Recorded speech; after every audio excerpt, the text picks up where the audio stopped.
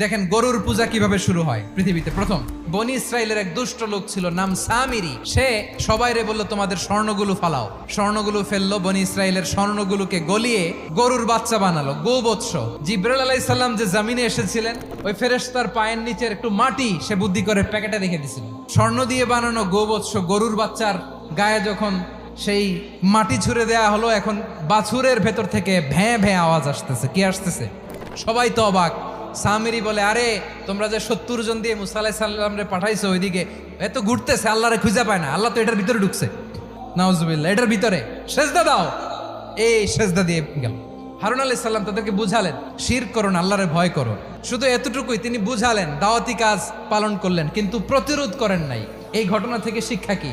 শিক্ষা হচ্ছে, আপনি শিরকের আড্ডাখানা দেখলেও বৃহৎ স্বার্থে তাওহীদের দাওয়াত দিবেন, প্রয়োজনে আপনি ঐক্য নষ্ট করবেন না। সুবহানাল্লাহ পড়বেন না?